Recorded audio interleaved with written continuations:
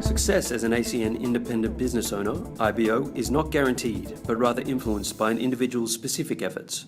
No one can be guaranteed success as an IBO. This presentation was recorded during the Gold Coast International event, April 1 to 3, 2016. This presentation may contain information regarding the ACN compensation plan, promotions and product pricing which has changed since the date of the recording. Views expressed and any claims or comparisons made by IBOs presenting are theirs and not ACN's. Please check acnpacific.com.au and IBO back office for up-to-date information. Well, I'm going to cover today one of, and maybe the most important points that I could possibly train for you becoming a regional and a senior vice president quickly.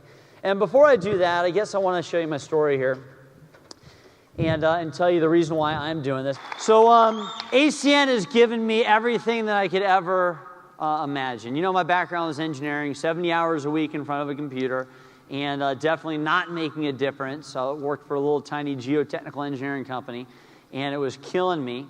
And you know, I put in a hard effort, 3.5 years a regional VP, 6 years a senior vice president. But the money's great, but what's more important than money? Time. If there's one thing I want to make sure you understand is that who cares if we're making a ton of money in anything if we don't have the time to spend with family, if we don't have the time to travel or to make a difference in the world or do the things that are meaningful to us. True? What I don't want you to focus, if you're brand new especially, I don't want you to focus on these enormous amounts of money. Obviously, they can be made. I want you to focus on time freedom. What if, through ACN, you were able to only have to work 4 days a week instead of 5? Who thinks that would be a huge and make a huge impact on your life? And then some of you, it'll be 2 free days. Some of you 3. Some of you will be able to write your own schedule for years and years to come. That's what ACN's about. That's what it was about for me. Obviously, I was able to go above and beyond that, but the time freedom's been incredible. You know, track has always been one of my big loves, and a few years ago, I competed in a Masters championship, and you know, we took a gold medal and a bronze medal, and I was supposed to do stall gift a couple days ago, but I've had an injury. But it allows me to do all this training, and obviously all the family stuff. And somebody asked me, well, what about your schedule? You do a little bit of traveling. I do a good amount of traveling, but it's all around the schedule. What Andrea and I do is we figure out every birthday, every holiday, every school event, every track event for the kids, every track event for me, and we schedule around that. Who would like to be able to determine your own schedule for the rest of your life? That's what ACN has brought to me. And I will always be thankful to the owners and to everybody in this company that has made it possible. I mean, all the adventures that you'd ever want to have in life, you could potentially have here with ACN if you free up your time. All right, here we go. Let's train. So write this down. Let the events work for you. This is the missing link in Australia. This is what people in the United States and in Korea and Europe do that we don't do a good job at doing here. What does that mean? Let the events work for you. What does that mean? Well, imagine that, let's say you are located in an area where there's no action going on or very little action. I mean, I don't care whether it is Broome or Darwin or Cairns or Invercargill. I mean, wherever it is in Asia Pacific where there's very little going on. And it was just you. You were doing the one-on-ones. You were doing the qualifications. You were doing the in-home presentations. And let's say there were no other events, not even international training events. Who thinks that would be pretty daunting? That is daunting. There's only so much you can do. There's only so much you can do in this business. Let me ask you this.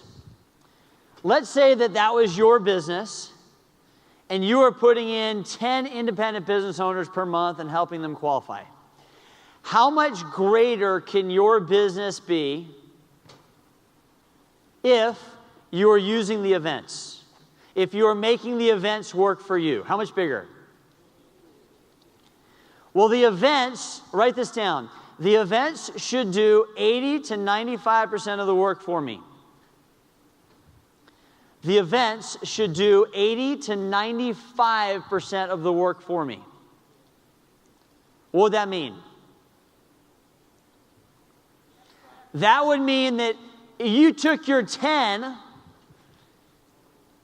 if you let the events work for you, that could be 50, that could be 100, that could be 200 for the same amount of work. True or not true? Is that working smarter or is that working harder? That's working smarter. So let's talk about these events here. Let's talk about these events. So everything we do is based upon a 1-2 punch. You got the little events and you got the big events. What's the purpose of little events? Name the 2 types of little events. One-on-one meetings and in-home presentations. Those are the little events. What's the mission on little events? What do we do? What's the goal? The goal is to bring down the walls psychologically, to make friends with people. What kind of business are we in? We're in the people business, which means that we're in the business of developing relationships. Relationships. So the whole mission of the first exposure and the first meetings, the little meetings, is to bring down the walls, make people feel comfortable, take a sincere and genuine interest in other people. And the goal is to get them from the little meeting to the big meeting. And then you let the big meetings and the big events work for you. So what kind of big events do we have? So we have hotel meetings. We have maybe a 1 through 10 business overview during the week. Maybe we have Saturday trainings. So let's look at it from the psychological perspective. Let's say somebody comes in and they see the business with 5 or 10 people in a home or one-on-one. And you know, it seems like when they come on in, they meet the presenter seems like a pretty good person, their walls drop, and they have enough interest to go to the next level. When they get to the next level, when they come to see the bigger picture in ACN, is it exciting if there are 30 people in a room, yes or no? Not really. Not really. How about 50? A little bit more. How about 80? Getting there. How about 150? Write down that number for a second. Write down 150. The rule of 150. Write that down. Who would like to be part of a weekly meeting system where you had 3 people a meeting signing up on your team? Who would like that? How many people is that per month if there's 4 meetings? 12. How about if there's 8 meetings, 2 meetings a week? 24. So that would mean that whatever you're doing, doesn't matter what you're doing for one-on-ones and home presentations, because some people sign up there, you just went to the meetings, you're part of this magical weekly meeting and Saturday training system, and you had 12 to 24 people a month signing up. Who thinks that'd be a good outcome? What if you're an ETL and you had 5 people signing up per meeting? Or a team coordinator having 10 people sign up per meeting? I have run meetings in, for example, Midland, Odessa, Texas. Guess how many people are signing up a week outside of the one-on-ones and in-home meetings? 225 people. 2 meetings a week. So that's over 100 people each meeting that were signing up. And there were only 300 to 400 attendees. Auckland, we did this in Auckland, New Zealand. Guess how many people were signing up at its height? 375 people per week. Now, you bet that's worth a clap.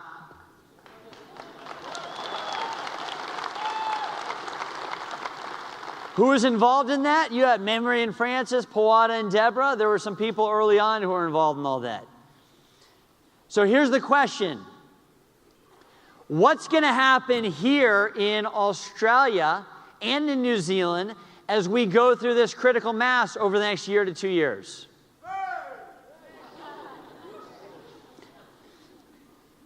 One of the most important things you can do each week is, if you're part of a weekly meeting and Saturday training, is do not miss any of them. Everything in the week revolves around the weekly meetings and the Saturday trainings. Everything. Your goal is to use these meetings in order to have success. Now, can you have success if you don't attend the meetings? No, you have to actually be there. And should you, we're not going to do a training on this today, but should you be there early, yes or no? Yes. Should you help out at the meeting? Yes? Should you dress well? Yes. Should you make your guests feel comfortable? Yes. Should you tell your guests it's smart, casual, or higher? Yes. We've got great meetings all over the place, right? We have great meetings all over the place in Australia. Some of you are in areas where you're just getting something going, and that's great. The goal is to get it from 30, maybe it is right now, up to 150. At 150, magic happens. At 150, your guests walk into a room, and something happens at the subconscious with 150. What's more important when a new person sees a presentation? Is it the quality of the speaker, or is it the crowd? It's the crowd. All the energy is in the crowd. When you have the numbers, when you have 150 people, something happens at the subconscious so that it brings down the walls of the new guests. They get excited, and they sign up at a much higher rate than if it's 30 or 50 or 80. So wherever you can, I would say team up in your areas, find out where the meeting is. If you have to, I don't care if you have to brave traffic, make sure you get through the traffic, and you attach yourself to these weekly meetings. For example, the Lewin Smiths run one right here on the Gold Coast. And I know that's going to shoot from 50, 60, 80 on up to 150, which is fantastic. And there's many meetings, but Memory, Francis, and MD have a super, super successful meeting in Sydney. In Melbourne, you've got the IBIS. If you look at all the production in North America, here's one for you. If you look at the production in North America, 80% of all the customers in IBOs are from areas where there's meetings of over 150 people. What does that mean? That means you add up everybody else, and only 10% of the areas have these big meetings. So if you had everything else, 90% of the areas only have 20% of the production. So how important is it for you, if you're brand new, to commit long-term to these weekly meetings and Saturday trainings? How important is it for you to get the most out of these? How important is your reason why to you? So one of the things I would do is I'd talk to your upline leader. Your upline leader, RVP, SVP, or regional director in some cases, they have the plan for you. You should ask them today, well, what should I attend regularly? What meetings should I attend? When should I be there? How can I help? I would commit for 6 months, write that down. I will commit for 6 months to whatever my leader directs with respect to weekly meetings and Saturday trainings. And what's your goal at these? Your goal is to have as much real estate as possible, to have as high a percent market share as you possibly can have. How can you evaluate your market share in a given area? Well, let's say that you're at the main meeting in Perth. How can you evaluate, how can you calculate your market share? Let's say there's 100 people at that meeting, you have 10 seats. What's your percent market share? 10%. So every meeting, if you want to see your ascension in ACN and see your progress, every meeting, whether it's once or twice a week, you see, okay, how many IBOs and how many guests do I have? And your goal each week, each meeting is to increase, and let those and make those meetings work for you. Can we commit to doing this? Yes. But let's talk about, and of course there's regional trainings which are fantastic. When a lot of the leaders come together, there's a special speaker that comes in from the United States or from Europe or Asia, and they come in and they do a tour. And the higher the number of people at a meeting, the more of an impact it's going to make on your people at the subconscious. Yes? But I want to tell you about a special training. And I want to give you some examples.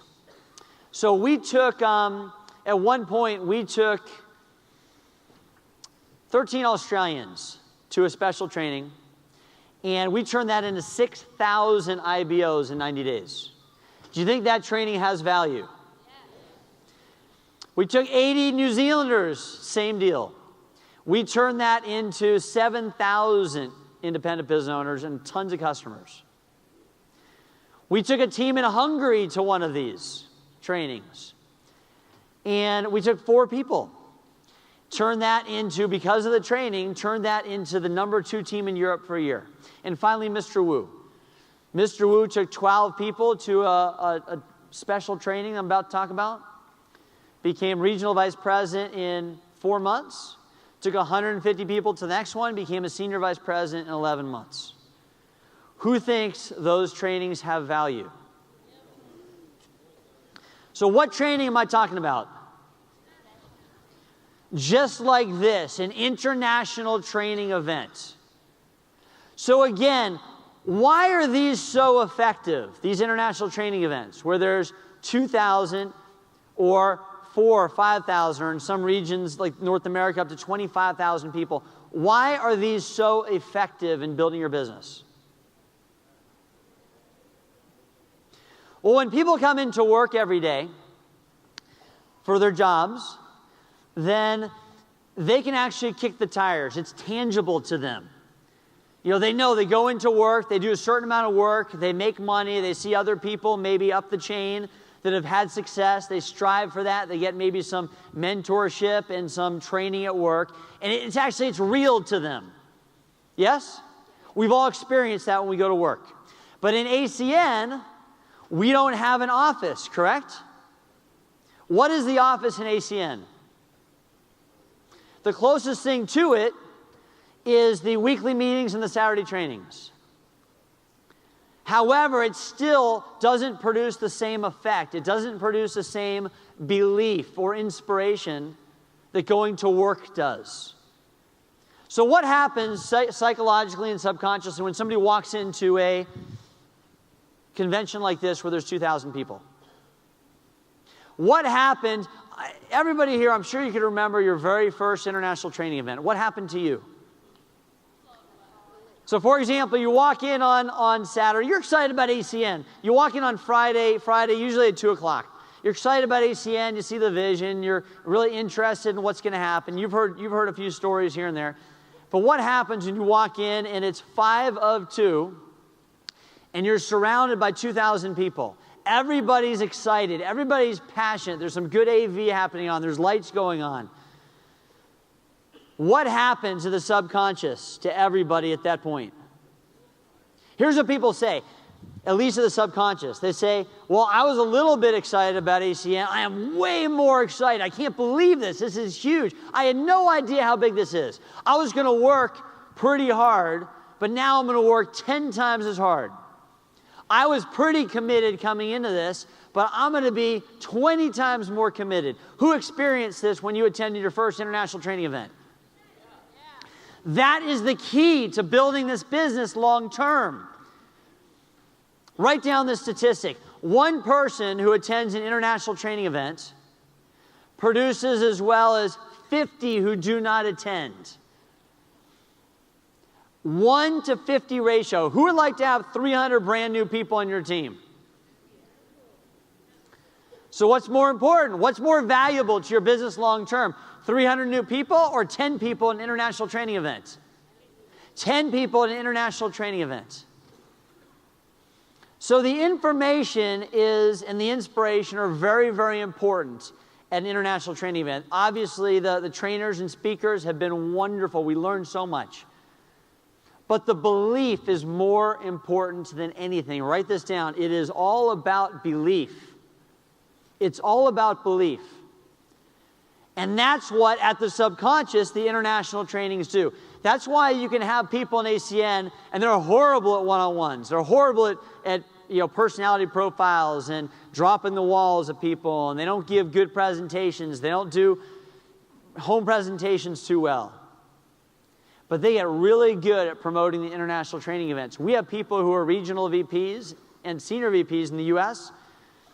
that only had a mediocre level of proficiency at all of those mechanics, but they were great at getting people to the events, and all they did was promote the events. They filled up the seats at the international training events. They stood back, and their teams flourished. We talk all the time in presentations about the fact it's not about working harder, it's about working. The smartest way you could possibly work in ACN is in promoting these international training events. The company spends so much time and effort, and there's so many resources that go into these. Use the events. I mean, what do you want to do? Do you want to hit regional vice president in 10 years, or do you want to do it in 2? You have to work so much harder in ACN if you don't use the events. Anyway, realize this. We appreciate every second. We value every second you put into ACN. We're going to be here 20 years from now no matter what happens. But doesn't it make sense for you to work the same amount, same effort, but to do it in 1/5 the time? So here's the numbers on regional vice president. 150 also has a place here in this example. So if you have, and this is a great number to write down, if you have 150 people at an international training event, 150 people who attend on your team, and in your 4th line, you have a minimum of 20, there's over a 90% chance you'll be a regional VP within 90 days. So what does that mean? Let's look at your progression at how many people you have at international training events. Let's say that you start off and it's only you. It's only you at an international training event. And then the next one, you have 30 people at the event with 6 months to prepare. And by the way, is 6 months enough time to have 30 people at an event? Yes, I mean, some of you will go from 0 to 100 if you prioritize. By the way, who will help you register for people for the international training events? Your uplines, just ask. Your TCs and above are experts at promoting on this stuff. Okay, so you start off at just you, and then 30, and then you have 80 at the next one. Then you have 120, you're so close, but what happens if you miss one? What are the 3 most important words in ACN? Lead by example. If you miss an international training event, the message it sends to your team is, oh, it's not that important, I can miss one. And then all of a sudden, you go from 120 down to 50. And then you miss 6 months, and you have to rebuild again over all those 6 months. You could have been regional VP within 90 days of the next one, but instead, you just lost a year to a year and a half. And I want you to really understand that. If you miss an international training event, it could set you back 12 to 18 months in your goals. Not just a regional VP, but for regional director and some of this time freedom. Is that serious time? Right? But there's no limitations on how fast you can do this. You build and you promote, and you build and promote, and you build, promote. Everything is funneling into these international training events. Okay, so we know that Melbourne is the next international training event. You know it's the 7 and 9 of October. So I'm gonna take you through what people do in the United States. Do you want to be operating down here as a country, as a region, Australia, New Zealand, or up here with the US and Korea? So what does everybody do? What's the number one priority when all of these teams come to an international training event there? The mission in life is to get everybody registered for the next event before they leave the current event. So for example, let's say that Andrew Mulkerns has 44 people here registered for this event. What's the goal by the next event, or what's the goal by the end of today? To have 45 registered. Whatever your team is, wherever it is right now, and this is how it's done in the U.S., how many people you have registered here, you want to up it by 1. If that means calling home, obviously there's some spouses, some people who didn't make it, who are going to be excited about attending. By tomorrow night at midnight, that's the goal. Why is it important to be registered 6 months before an event, by the way? What are we going to be doing this next week? We're going to be recruiting like crazy. True or not true? Right? Like MD said, home presentations, home presentations. We're going to have a home presentation machine going on over this next week. So you, whether you're brand new or not, you're going to have brand new people this week taking a look at ACN. They're going to sign up, high probability in your business with all this excitement. What are you going to talk about? You're going to talk about the Melbourne International Training Event. What happens if you sign somebody up brand new? We sign them up for you. We do the presentation. They're coming on your team. And we talk to them about Melbourne. And they turn to you and they say, hey, are you registered for Melbourne yet? And what if you say no? What message does that send to their subconscious and conscious? Well, you know what? My friend's not signed up. I'm just going to put it off. I don't need to sign up right now. And what happens? Inevitably, 3 months to go, they're not signed up yet. 2 months to go. And you know what? A lot of their team's not signed up because they're not signed up because you didn't sign up. And then all of a sudden, last minute, you're expecting all these people from this group to go to the event. But something comes up last minute, and instead of 20 people registering from that group, you have 2. And out of those 18 people who didn't register, what if there was just one person in there who could have been a Mr. Wu? What if there could have been one Efren Nahata in there? Would that be a tragedy? You bet it would. For them, for you, for everybody. But here's the biggest tragedy. Nobody ever knows this happens. Because you never know somebody's value. When you bring a team of people to an international training event, everybody has an RVP switch inside of them, in the subconscious. It's either on or off. For most people, what is it? For most people, it's off. You put them in the seats at an event. You let the magic of the event work for you. And for just some of these people, at each event, that RVP switch is going to go from off to on. And you never know what's going to happen. You never know where one person will. I mean, do you realize one single person can change your financial future forever? One single person can end up putting in 500 to 1,000 people per month, per week in Australia or New Zealand in the future.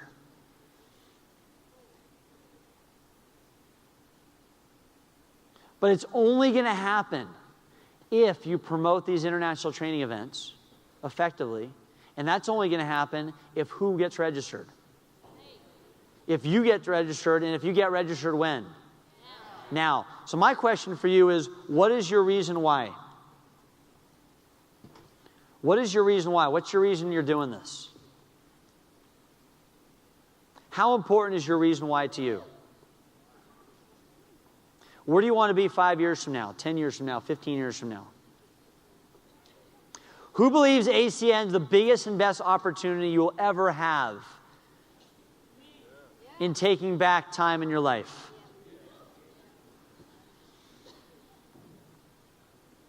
So what I'm telling you is the way to do that is through you signing on and registering for the Melbourne event today. And then once you sign on, it's about making sure your team is signed on. I don't care what it takes. I don't care if somebody has to borrow another credit card from somebody else, if somebody has to call back home. All I care about is results. The result we're looking for by tomorrow evening is to have everybody register.